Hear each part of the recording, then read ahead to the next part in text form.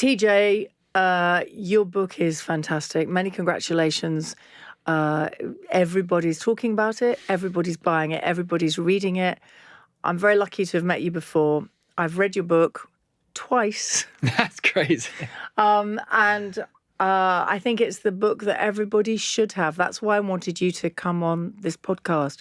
I wanted to talk to you for longer because it is the book that everybody should have. And I've got nothing to do with sales of your book. I'm not going to make any money from sales of your book. But for people who don't know what the dose effect is, do you want to sort of give us an idea of the DOSE, please? Yeah, definitely. So we as humans have these 4 brain chemicals living within us. One called dopamine that's become super famous, then oxytocin, then serotonin and endorphins. Each of them have very specific functions for us as human beings. Each of them is getting disrupted by the way in which we live in the modern world with our addiction to phones and all our time spent inside and our sedentary lifestyles and so on. And DOSE basically provides a really clear answer to the challenges we're now facing. So people probably heard of all of those words. Yeah.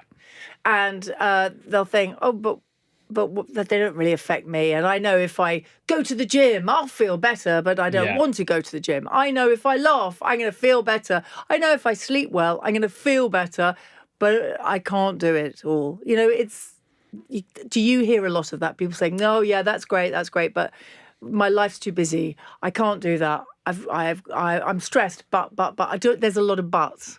For sure. And our life is very intense now. It's very fast paced. It's digitally just super intensive. And the whole purpose of DOSE is just to make it very, very simple to add little things into your life that feel achievable. With those chemicals, they've kind of been come to be understood as like happy hormones. That's kind of what most people would think of them as. And they're really much more than that. They have very specific purposes for us. Dopamine is this one that creates all of our motivation. So when you're sitting there and you feel really flat and you can't be bothered to do anything, if you know the kind of actions that would boost dopamine, it can get you out of that rut. So so somebody's listening to this now and they're slouched down. Thank you very much for listening, but they're slouched down and they're thinking, oh, God, no, don't tell me what to do. It's actually very simple, isn't it?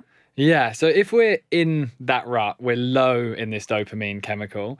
Typically, we're low in it because of potentially being on our phone for too long. When we're on our phone for a long period of time, it uses up a lot of the dopamine that's in our brain very quickly, which is why it feels very addictive when we scroll these videos and constantly check our phones. Then when we're in that state, the thought of working or cleaning our house or going out for a walk, anything is horrible because you're like, I can't be bothered to do it. The best thing you can do, first of all, is just count down. This is a really great thing to do in your brain, is just count down from 5 seconds down to 1. And you set yourself a plan for what you're going to do as soon as you get there. So you're sitting there scrolling your phone, you can't be bothered to do anything. And you tell yourself, in 5 seconds, I'm going to get off this sofa. And then you go 5, 4, 3, 2, 1.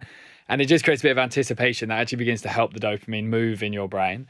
Then immediately you go and put the phone in a different room to the room you're in. And that just gives you some physical separation. The best thing you could possibly do to just start building a little bit of dopamine is then start organizing just a little area of your home. It might be emptying the dishwasher, emptying the sink, making your bed, but that's just going to start the engine effectively to then get you to the next step. See, that's so simple. Yeah. Okay. So the O. O is about oxytocin. This is our connection chemical. It's the chemical that really humans have sought after for all of time. Like there's nothing more humans want than love, falling in love, like having children, that whole experience of friendship and family. That was really like the highest thing humans are really looking for. And it's really getting sacrificed for our pursuit of dopamine now. And what I mean by that is every time we're lying in bed with our partner and we're both scrolling our phones instead of like talking or cuddling, we're choosing dopamine, quick pleasure over oxytocin, over love. And whenever we can begin to reprioritize like deep presence and good experiences with the humans that we care for, it begins to build this chemical. But is that also the sort of working from home ethic that's happening now? Mm-hmm. Is it because you don't get human contact at all? For sure. Day? Like we really... Zooms or Zoom isn't going to fulfill it. But it's kind of moderately satisfying it. So we're like, okay with the level we're at. Like if everyone just had to sit in a room and not have any phones or computers, obviously we'd go crazy without seeing humans. So we'd all go out. But because we're seeing each other kind of on social media and on Zoom, we're kind of like, oh, that's probably enough. But it's not actually filling us up, that experience of social connection. And we really need to start considering like how much of our day is spent deeply in connection with other humans. It's very interesting because I've been, I talk about it on this podcast, and I think I've mentioned it to you before as well, but I've been working on this big thing about tackling loneliness. Cool. And it's a huge project, but one of the things is that young people are suffering extreme loneliness. Yeah. And going to awful lengths, as we're aware. And partly it is because they're not interacting with people. And when they do interact, it's via a phone. Mm-hmm. And so just looking at somebody in the face is it's magical what that can do. I mean, just saying hello. I think I've told you, but when I'm on the train, when I'm on the tube, when I'm on the bus, when I'm walking, I talk to everybody. That's cool. I've always done it, but I always say hello to strangers, always. And there are lots of people who will talk, and there are a lot of people who will say, I feel very lonely. This is the first time somebody's spoken to me. But we're doing it to ourselves, aren't we, really, as well? Maybe not the older generation, but the younger generation. Yeah, I think there has been a massive change. Like, my parents used to always get the train to London when they were working, and they said that they had like relationships with all those people on the train. Like, they'd get on because they were in like the same kind of patterns of time flow. They would say, how are you? And how's your work? And all that sort of stuff. Now you'd never see people talk on the train. That's like a random weird thing to happen. If someone said hello to you, it's almost like, what the hell are they doing? I know some people give me very odd looks. And that's sad that we've reached that point, and we desperately are looking for this chemical to transfer in our brains. And there's this brilliant scientist at Yale University in America called Gillian Sandstrom, and she's done this whole research into this thing called fleeting connection, which is exactly what you've described, which is just good morning to strangers on dog walks, how are you when the barista's making your coffee, saying have a good day when you're in the cashier with the cashier in the supermarket. People that do that experience significant shifts in their well-being, and I think it's something we can intentionally become conscious of. Like, when you're buying your food in the supermarket, you can actually go to the till where there's a human instead of the robot till, and you can just ask them how their day's going, and you see it creates this brightness within them, and that brightness is oxytocin. I don't work for M&S, but M&S now do it. They've got chatty tills where you can... Chatty tills, interesting. Yeah, we're trying to get some benches everywhere. I'm trying to work out where to put benches that people just know that they're the places to talk. You could talk. Interesting. Yeah, I think it's important. Okay, so the S. The S is for serotonin. Again, a chemical people have probably heard of, but don't necessarily know exactly what it does. It's really responsible for regulating our mood. And lots of us experience pretty volatile mood. Like, sometimes feel great, then feel really bad, then really good. And it's very fluctuating. 90% of the serotonin chemical is created in our gut, inside literally the intestinal lining within your gut. And it really wants our body to be thriving. So our gut health is a really big component of this, the nutrition that enters us. Then even things like how much sunlight our body gets, which is really big. Like, we spend almost no time outside at all now. For context, we used to spend about 85% of our time outside. 85? Human beings used to spend 85% of our time in outdoor environments, because we literally used to even sleep outside as hunter-gatherers. Sometimes we were being Are you talking back then? I'm talking, 300,000 years. Yeah. Humans spent about 85% of their time outside. Now we spend about 7% on average of our time outside. And that's actually reducing quite quickly. Like, there's a huge amount of people spending 2 or 3% of their day outside. And every time we're outside, like, it really builds this chemical. And we know it, particularly as Brits. Like, when the weather changes, we all feel these big mood fluctuations. And people smile. People smile. Like, I love my life. It's sunny. Yeah. And that feeling, that serotonin. And then E. E is endorphins. Endorphins are a very useful chemical because it can de-stress our brain. Our brains in the modern world are pretty tense and stressed out, quite frustrated. Like, we feel that tension within us. Endorphins basically evolved as a chemical so that when we were in particularly high stress situations, like being attacked by an animal or whatever it may be, looking and searching for food, these chemicals would release into us to immediately take the stress out of our brain so that we could focus on survival. And they really need physical action. One of the challenges we have now is we have loads of what's called micro stressors in the modern world. Loads of little things just stressing us out all day. Stuff on our phones, political opinions, all kinds of things. Money, loads of little things. And it all builds up. But our brain evolved to always move whenever it felt stress. And now it kind of builds up, but we just stay sitting down and we swallow all that stress into our body. This is a big thing with kids as well. Like, they're getting really stressed out, but they're just staying dead still and they're not releasing the stress from their body. The endorphins enable us to do that. So, I mean, we're all reading about it, and we all probably know people who say that young people around them, all ages, very young, as we're aware that there's a lot of 5 and 6 year olds who are having anxiety moments because of brought on from COVID and being locked. So we're aware of all of that. But up into teenagers and early 20s, anxiety is on the rise. What would you, as somebody who's studied all of this, what do you think is it purely phones? It's rooted in the phone, but it's not just being on the phone. It's what the phone is causing people to sacrifice as a result of being on it all the time. Because what calms us as a human being and settles our anxiety is things like really good sleep is massive, time outside in nature, time playing, particularly young people, just like playing with their friends and not thinking, just like doing what's in front of them, time in the sunlight whilst they're in the nature. These are the kind of things that settle our whole nervous system and regulate it. A life where you're just smashing through TikTok and Snapchat doesn't provide the opportunity for the chemicals that are needed through oxytocin and serotonin and endorphins to chill them out and calm them down. And when you look back at being a kid, like I was like just on the curve of this. I had an iPhone when I was 11 years old. So I did grow up with an iPhone, but they weren't really, really good yet. Like TikTok and stuff wasn't around. So it wasn't like really addictive. And I experienced this like blended experience of lots of nature and friends and fun and building forts and being a kid, but then also getting hooked into the phones and the gaming and got addicted to that. And I was still getting a nice balance. So my brain was capable of managing it. The kids we train today just aren't getting that balance right. They're maybe 90% on the phone and 10% being a real human. And that's just not the balance that will work. I suppose a lot of, there's been a lot of conversation around all of this toxic masculinity and because of adolescence, which was a remarkable drama. That was seriously engaging. I was locked in when I was watching that. I mean, so disturbing as well. But it's important that we all see that. And I love that it's available in schools now for free, and Netflix have done that.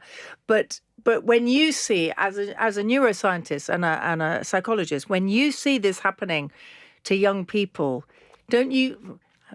probably you don't want to scream. I was going to say, don't you want to scream and say, right, come on, we've got to sort this? Yeah. How do you see all of that? Because you just talked about all the political beliefs and people are being very loud now, far whatever, and the young people and following the toxic masculinity. How do you see that stopping? How can you see an end to that?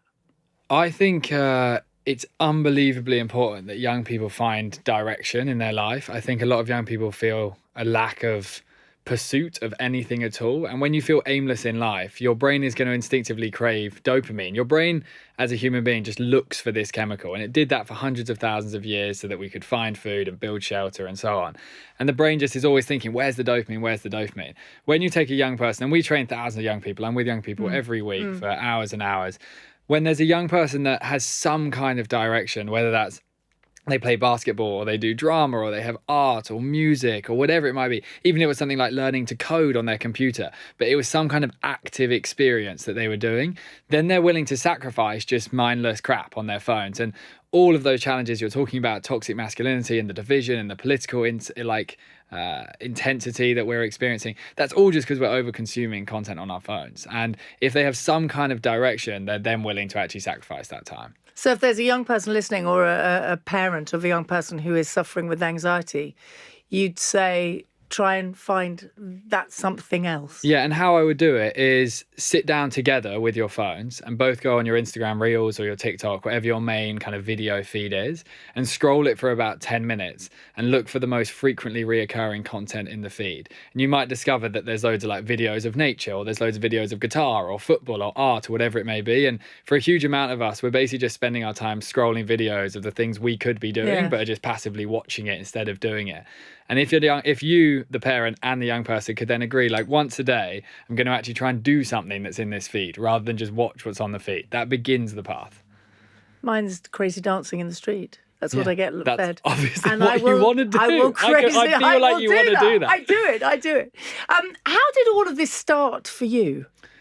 I had an interest in kind of psychology from quite young. I played a lot of golf as a kid. That was like my original dream. And how old were you when you were playing golf? Like from 6 to 14. 6? I played it really intensely. My whole goal was next Tiger Woods. That was the initial vision. And during that period of time, you then get lots of psychological support because golf's just like a very brain sport. It's so in your head, whether you're good or bad at it. And Then at 14, interestingly to what I'm now teaching on, I basically gave up the whole golf thing because I discovered quick dopamine. I discovered going to parties and drinking alcohol and smoking cigarettes and gaming. And I just like killed that whole dream for what I now try and help young people to not spend their life doing. And but it gave me an interest in psychology from young. From 16, I then started studying psychology at college. I had about 5 years of a really intense period with my family where 5 people passed away in my family, which was just savage as a young guy. I didn't know how to process it at all. It was just like, I didn't know. At any age, you wouldn't know what to do, but I just was super young. So my game plan was just like get really drunk and just like completely ignore that reality. Up until about 21, I was then studying psychology a lot, but I was in this ironic place of kind of really destroying my brain chemistry whilst also learning about it. And at 22, had this one like festival I went to where I really just damaged my brain. I left early. And I just remember lying there thinking like, this isn't the right path for me, and thinking I just really need to try and sort my brain out and use all the knowledge I've learned about these chemicals as a game plan to try and do that. Really did get myself into a much better place within about 60 to 90 days of like real discipline. That's incredible. And very young to be so disciplined as well. It's incredible. I was never going to be able to get a job. That was a part of it, because I just like, I didn't fit in school at all. I couldn't do all the exam stuff. I just was constantly being pushed different schools, and it was just a nightmare, the school experience for me. So I knew like getting a job would also be a very similar type thing. If I was to have a boss, I probably wouldn't be very good at that. And I thought I'm going to need like a career. I'm going to need to do something after I finish university. And I thought getting me into the best place possible was just going to make that more likely to happen. So then I discovered I could do that, then made it into this dose thing, and now it helps others, which is cool. But what's so remarkable for me listening to you go, that's a sort of very quick snapshot of you went through a really, really tough time, a really crap time. Yeah, horrible time. But how quickly something inside you knew that what you were doing wasn't right and you had to fix it. Yeah, I was really afraid of the quiet. The quiet was like horrible to me, going on walks or going to sleep in the quiet. And I joined this in my final year of university. I went to this like mindfulness lecture series. I'd never heard of mindfulness, and I honestly picked it on the list because I thought it'd be a bit easier than all my like intense clinical law and all this like psychology stuff that I was doing. I thought, it looks a bit lighter. Then came to discover it was actually the hardest module I ever had to do, because we got there, and at the start of each one, you'd have to sit in silence for like 25 minutes and breathe. And were you able to do it? Now I'm able to do it. Were you then? No, it was hell. I actually remember so well, like sitting in this circle and opening my eyes about 10 minutes in thinking, Jesus, this is so hard to do this. And actually I saw everyone else was really committed to it. So I actually got my phone out. I went on my phone in the meditations, which is just like so the reality I'm trying to pull people away from now. But that's just because I was so deep in it. That's why I care for this stuff. And Jerry, who was the kind of psychologist and lecturer who was taking this module, I just like really connected with him and just felt that there was something down that lane in the quiet for me. And when you say like it's interesting you had that experience of like wanting change or becoming aware of it, it really was in just like a lot of quiet. I think the brain has a huge amount of wisdom in it that it will tell you. I just think we never let it speak to us anymore. It's interesting you saying about in the quiet, because my kids do it. Most people you see on trains and tubes have headphones in all the time. Yeah. I don't, because I go on and on about, I want to hear. I'm very nosy. So I like listening to people's conversations, but that's how I come up with ideas for TV shows and radio shows and things. But interesting. I just want to know what's going on. I've always been very nosy. But people do, that's it. They're either listening, thank you, to a podcast, or they're listening to music. It's never silent anymore. Never silent. And I think for many people, the thought of it is actually just scary. It's like, I don't want to listen to all that noise in my head and my worries and the things that are stressing me. So it's just like you put it in and suddenly it all kind of slightly disappears. It still kind of talks to you, that voice, but you can't hear it very well because there's another voice also being played into your ears.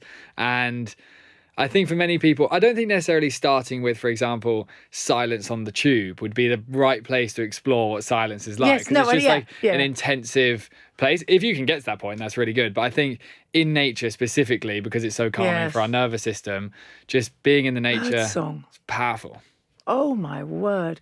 I get up very, very early to do various breakfast things, Cool. breakfast shows.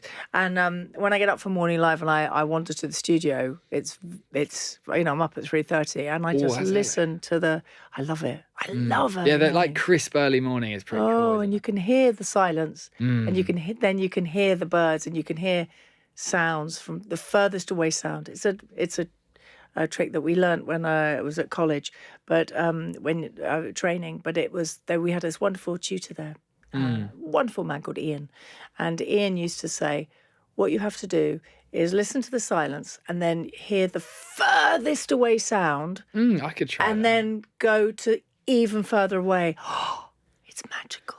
Because I sit on a bench in the morning, I do this breathing thing, and I have a period where I listen to sound. I've never tried to listen to the furthest sound. Away sound. And you can notice the distances, can you, if you pay attention? If you really concentrate, because you'll hear a bird that's very close. Present. And then you'll hear a car, but and then you'll know that, there's a train. And it's quite extraordinary. Cool. And you do that in the morning when you're walking to work? I do that when I walk everywhere. So I'm very lucky. I walk about 10 miles a day. I'm able to. How many steps is that? Do you track the steps or not? Yeah, I do. Okay. I do. Actually, it was the steps thing. Well, it's around just about 20,000. Really? 20,000. Every day? Yeah. That's good. But it's an absolute, I go on and on about it on my socials as well, because I think it's an absolute lifesaver. It's good for your mind, body, spirit, and the planet. So it's just good for you. It's a win. And everyone goes, walking. And then they start thinking, you know what? I do feel better. Yeah, steps are really good. Like, it's such an underrated way in which you can keep yourself fit and your mind clear, for sure. My 90-year-old father-in-law counts his steps. Cool. When he goes walking, which I'm all for, which I think is fantastic. Cool. So with you, this wanting to help other people, you helped yourself, but when did you realise you wanted to help other people? I was pretty drawn towards that straight away. Like, that summer when I was doing it, I just remember thinking, like, I have a lot of friends that also were in very unhealthy patterns like I was. Like, to be honest, most young people I know are in pretty unhealthy patterns with all the dopamine, the alcohol and the partying and the phones and porn and all that stuff's pretty across everyone, at least who I know. And I set up like a WhatsApp group that summer called Level Up, and it was like, if anyone wants to be in this WhatsApp group, and I'll just each day tell you what I'm doing, and if you fancy doing it, you can. And there was like, I don't know, 20 people in there or something, and I enjoyed that experience of just coaching them. Obviously I didn't charge for it or anything, I was just helping my friends, and I liked that experience. And then one of the people in my family who passed away in that journey when I was 16 was my beautiful cousin, who's called Vicky. And she was really young. She was 27 when she passed away. And far too young. Far too young. And my family set up this quite cool cancer charity for young women as a result of that experience. And that summer, because I had all this understanding of kind of the brain and calming the nervous system, we thought maybe I could do some kind of program for all the women that were in this charity. So that was kind of the first thing I ever built, was like a brain chemistry teaching for women in that situation. And I learned a lot from coaching them. I really found that a very fulfilling experience. And there's tons of cool science you can go into in terms of like nature and cancer and mindfulness and cancer and all kinds of things that just help settle the body when you're going through a really intense time. And that then kind of led to the build of the first ever kind of coaching program I could take people through. And then it kind of rapidly, like, random moments happened where companies or schools came across things I was sharing, and then it kind of evolved from there. So the word therapy, would you call yourself a therapist? People are sort of fearful and worried about saying therapist, aren't they? Yeah. Would you call yourself a therapist in the broadest sense? No, I actually wouldn't say I am a therapist. I do believe in therapy, though. I have therapy myself. I've had therapy every month for like 4 years or something. And so I do think therapy is really good to speak through what you're navigating in your life. For me, I'm just like helping people with behavioral change in terms of all their habits. That's what I'm doing with these dose chemicals. Is we're stuck in pretty unhealthy patterns stemming from our phone, and then it's knocking on to loads of other aspects of our relationships and exercise and sleep and movement and so on. And it's more habit change and behavior that I'd say I'm oriented towards. And it means that I don't necessarily in my work help people like bring up challenges they're navigating in terms of their like grief or something like that. That's not where my expertise lies. I would personally be able to help like a friend with that kind of thing, because obviously I've had a lot of You've experience. had a lot of experience, yeah. But it's not where I do my professional stuff. But if somebody comes to you, I mean, you must get it all the time that people say to you, oh, this has happened, or that's happened, or I can't do this, or I can do this, or well, how should I do this? You're not backwards in coming forward. You're there to help everybody. I mean, you're a giver. Yeah, for sure. I do think, and we can return to the oxytocin chemical, but giving is literally like the purpose of basically being a human. We're just designed to just help a group survive. That's what our brain is programmed to do. In the modern world, that's kind of getting broken down a little bit. We're becoming more focused on our own experience of life than the group. So in general, giving I think is important. And typically if I do help someone, I would just like start with their phone, because it just seems across everyone the phone is having an impact. Then get them into nature, then get them into the quiet, then get them thinking about the kind of things they could take their brain through in the quiet in terms of what are their goals that they could be focused on moving towards, and hearing kind of the truth that's in their system. I think we have this like genius thing in us. I don't know whether it's our soul or there's some kind of radar in us that actually just knows what's best for us in our life. And I normally just get people to try and tap into that thing. People are scared to do that though. Yeah, they are. Like when I listened to mine for the first time in the quiet nature, it was not very nice to me. It was really? Like, yeah, it was so brutal to me about how I was approaching alcohol and work and my relationship with my mum and dad, and there was so much stuff that like was so easy for me to just keep avoiding.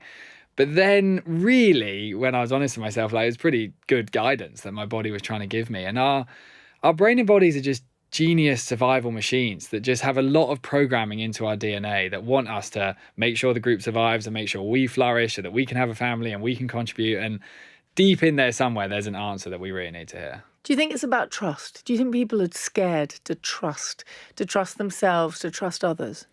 Yeah, I think trust is definitely lowering. You literally need a certain level of oxytocin in your brain to actually experience the emotion of trust. And we're very low in that love chemical. And trust really stems from love, both our actual respect and love for ourselves, builds trust with ourselves, then also trust with others. And I think whilst obviously I'm someone on the internet sharing health ideas for people to experiment with, I think for many people, it's actually too much consumption of different ideas is making them not trust their own intuition about their approach to food or exercise or sleep, whatever it might be. Like, I think we can get overwhelmed with like, wow, I need to do all these different things when there's actually something in you that just knows the food that you should eat and when you should go to bed and how much you should walk each day. And I think great to learn online, but then also great to listen to your own insight as well. I think there's also the word fear, and I do use that word a lot. I think there are a lot of people who are really fearful. They're fearful of life. They're fearful of themselves. They're fearful of what ifs. I mean, I bore people about I'm very lucky. I've always lived in the moment. Live now. Cool. In this moment. I'm not going to have that second with you ever again. That's gone. That's gone. But it's a lot of people, and quite rightly and understandably, are very caught up in the past and very fearful of tomorrow because they don't know how they're going to pay their bills, how they're going to, whatever it is. There are a lot of very, very heavy things.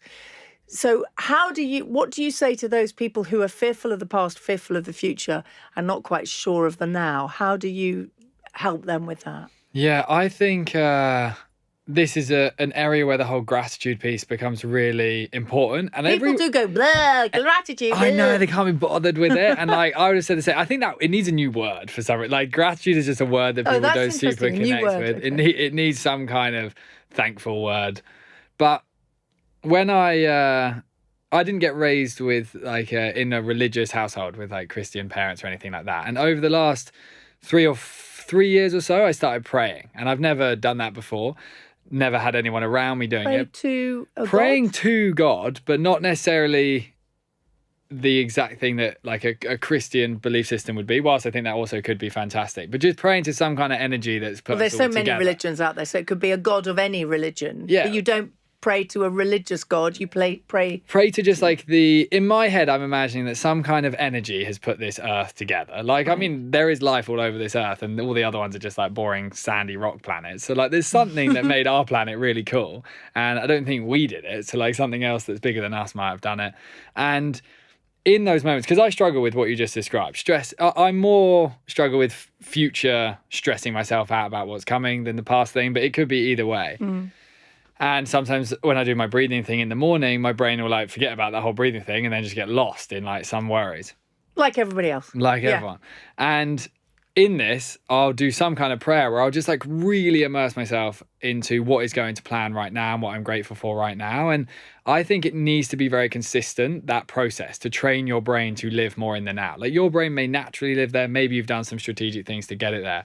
But I think whilst everyone thinks, oh, I can't be bothered with gratitude, if you do it on a very frequent basis, it just is going to make your life a more blissful and peaceful experience. So I think it's worth it. It's absolutely worth it. But I've had the conversation with so many people where I'll say, you know, what are you grateful for today? They go, oh God, not the gratitude, mindfulness, breathing. It's funny how people, I think it's a fear of being in the moment for them. Like I said, it's totally understandable. It's not easy to do, and but it's very difficult for somebody to take that gratitude thing on board, or the mindfulness thing, because maybe they feel that it's not going to work. It's not going to work. Yeah. Yeah, I think you just have to ask yourself, like, if you're really happy and things are feeling good, then what you're doing right now is going to plan. But if something doesn't feel right in your life and you feel pretty stressed out or anxious or worried,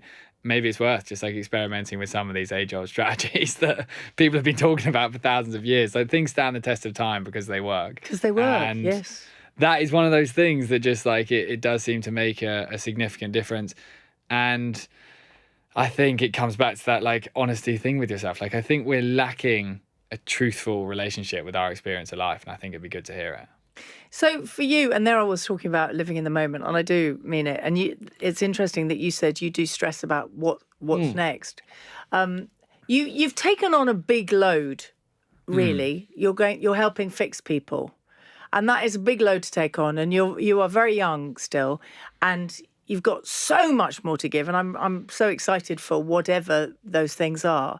But it's interesting. And thank you for being honest and saying you do stress about what the next thing is. And I wonder if that's because, I'm going back to your book now, it's been a massive, huge success and a huge hit. Does that leave you with slight anxiety? It's like, you weren't expecting it to be the massive hit that it has been. I presume you weren't probably. No, I wasn't. Yeah.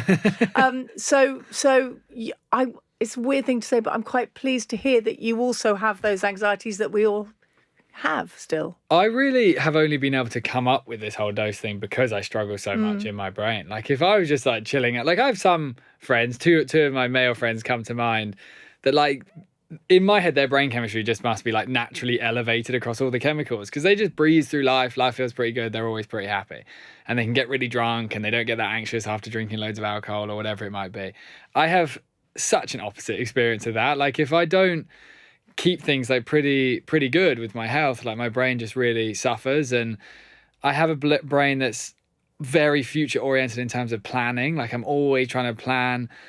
I had a bit of like chaos whilst I was growing up, and I saw some problems happen with my family. So then I'm always trying to like stop that happening with my own experience, my own future family that I'm going to have. So yeah, I do experience these things, and that's why I've tried to build like a nice simple game plan, basically for my own brain, but then discovered it works for other brains as well. So that's what you've done, is you were saying, is listening to your gut, because that's, old expression, but listening to our inner gut, our inner feeling. You've done that for yourself, and you very kindly shared it with everybody else. Yeah, like, that's where I'm trying to find the ideas to help people, is within my own experience. And recently I've been constructing this new idea within my mind called Dopamine Land, and this idea of living in Dopamine Land. Is that like Disneyland, but even better? Unfortunately, it's not actually a positive thing. But okay. It's not a positive thing, but there is a positive side to it, which is escaping to the oxytocin oasis, which is where our brain actually wants to be. But dopamine land is like a life where life feels like very addictive and stimulating and overwhelming and exhausting. And it's a bit like Disneyland. Yeah. Pretty much Disneyland. Yeah. I mean, Disneyland is also like they've constructed a dopamine land there, a super high stimulation place. And the kind of symptoms of being in dopamine land would be you're constantly checking your phone. You feel like you're always working. You think about money too much. That'd be like a sign you're living in dopamine land. Maybe you're feeling pretty burnt out and exhausted. You're doom scrolling social media. A lot of us are there. The only way I've been able to come up with that idea is realizing those like challenges I'm facing in my own mind. Like for a period of time, found money was just in my thought process too much, just thinking about money, like paying the bills and like different costs that were coming in and just stressing my mind. Same for everybody. I mean, same for everyone. It's expensive at the moment. The cost of living crisis that we're still in. There's a lot of angst around that. For sure. And then I start thinking like, always being in that dopamine land where I'm like hyperstimulated, always working, thinking about money, that's just not a peaceful place for a human to be. It's necessary to work and to think about money, but it's not a place we want 100% of our time to be spent. Absolutely. So then I start thinking through my brain, like, these are some things I'm experiencing. How can I get myself out of this with oxytocin and nature and serotonin and all these kind of things? And that process, then I find like the more I reflect on my own experience, it seems that others are also having a similar one. You should do, if you're thinking of this, then apologise. I apologise now if I've ruined it, but I think you should do a cartoon for young people. And that's so interesting. That's what you just said. Very young people, and they're all called. So there's serotonin, and serotonin could be good. Yeah, and dopamine. Yeah, that's it. That's your cartoon. Dopamine. Yeah, Netflix. Serotonin. Done. Okay. Yeah, and also a positive side of AI is it's going to make making cartoons a bit more possible. So that could be cool. Yeah, there we go. Well, you could get good old-fashioned animators, real people. That's true. That's actually probably a better idea. Get real people to do it and put it out there for kids, but also make it nice and slow pace and understimulating. Yeah, and the adults and the adults get it from it as well. Yeah, I think that would be my dream. I really want to have kids quite young. Like, I really want kids quite soon. Yeah, you said that to me when I met you, and I thought that was so honest because people don't say that anymore. Yeah, How old are you now? 28. 28. So now, like, compared to my friends are all going to think I'm nuts if I start having kids. But, like, I just, like, really want to have kids. Stop worrying about what other people think. Yeah, there you go. And I think once I've got kids and I discover just how unbelievably hard it actually is, this whole, like, iPad thing and phones and, like, keeping them entertained and stuff, then hopefully I'll be able to create that cartoon idea, something that can support. You can do it now. You don't have to have kids to do it. No, do you not think I need to feel the experience of being a parent? No, because you understand how people's minds work, and because children are people, adults are people. We're all just people. Yeah. You just do the cartoon. Interesting. And the kids' books. Okay, they're coming. But you call them serotonin. Serotonin is a good name. Dopamine. You are dopey when you're low in dopamine. So dopamine, yeah. And serotonin and there would be something on the other two. Oxy. It could just be called Oxy, like Roxy. Yeah. It could just be called Oxy. Tocin. And then endorphin. Endo isn't quite a good name. Endy. Endy Could be cool. Sorted, yeah. I could see the characters. They could each have like specific superpowers, but also challenges based on how that chemical operates. Done. There we are, all sorted. You get real people to do the animation. You get the children's books actually drawn by hand by real artists. No AI. And you get it out there, and the young people do the voices as well. Yeah, young people doing the voice would be cool. They would learn a lot about the chemicals, whoever learned that Exactly, script. and you make it all accessible, and then schools have them as a school book, and parents. There we go. Whole idea is done. There we go. We've done the whole thing. All sorted. It's such a pleasure talking to you. It really is, and I just keep flying, TJ. Thanks. Keep flying because we need you. That's beautiful to hear. Thank you. Gaby